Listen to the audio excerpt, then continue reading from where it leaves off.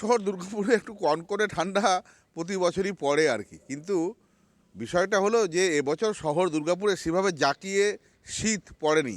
শহরবাসী তো এই শীত উপভোগ করেনি, কিন্তু এই শীতের সময় যারা আসেন শহর দুর্গাপুরে ভিন রাজ্য থেকে, তারা কিন্তু দুর্গাপুরে যেভাবে তারা ব্যবসা করতে আসেন প্রতি বছর পরিযায়ী পাখির মতো, তারাও এসছেন এবং তারাও বলছেন এই দুদিনে ঠান্ডा प्रचंड रकम भावे जाकिए पड़े शहर दुर्गापुरे। नेपाल का जड़ी बूटी आइटम लेके इधर में बेचने के लिए हींग, शिलाजीत, केसर, यारशागुम्बा, कीड़ा जड़ी, ऐसा रुद्रा, पहाड़ी धनिया बेचने के लिए नेपाल से 3 महीना ठंडी मौसम में इधर में आ जाता है। हर महीने आप लोग आते हैं? हर साल के ठंडी 3 महीने के लिए। ठंडी 3 महीने के लिए दुर्गापुर में आते हैं? दुर्गापुर में ऐसा 2-3 जगह में। এবারে তারা প্রায় 16 জন এসছেন এবং সন্ধ্যাবেলায় ঠিক শহর দুর্গাপুরে যখন সবাই ঘুমে আচ্ছন্ন বড় বড় আবাসন যেখানে কেউ কারো খবর নেয় না, তখন সেই আবাসনের পাশে একটি ফাঁকা মাঠের জায়গাতে তারা আগুন পোহাচ্ছেন এবং সেখানে তারা রান্না করছেন এবং খুশি মনে আছেন এবং তারা নিজেদের মোবাইলে তারা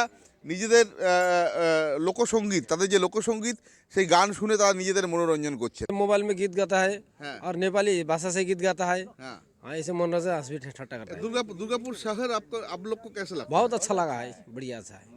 बहुत हम इधर 2-3 साल हो गया इधर आने के लिए, बहुत अच्छा लगा है। दुर्गापुर ठीक है, सब लोग सपोर्ट करता है? सब सपोर्ट करता है। ऐसे हमको पढ़ने के लिए इधर में कोई पानी का जुगाड़ करता है, कोई मोबाइल चार्जर लगाने के लिए हमको जुगाड़ कर देता है, ऐसा लकड़ी शकड़ी जलाने के लिए जुगाड़ ऐसा होता है। बहुत अच्छा चीज़ है इधर में, अच्छा समय है দুর্গাপুর শহরে এবং তারা বারবারই চান এইখানেই আসতে এবং বারবারই ফিরেও আসেন এখানে, কারণ এখানে তারা যে বন্ধুত্বপূর্ণ ভালোবাসা পান বা মানুষের যে সহযোগিতা পান সেটা তারা নিজেদের মুখেই সেটা স্বীকার করলেন।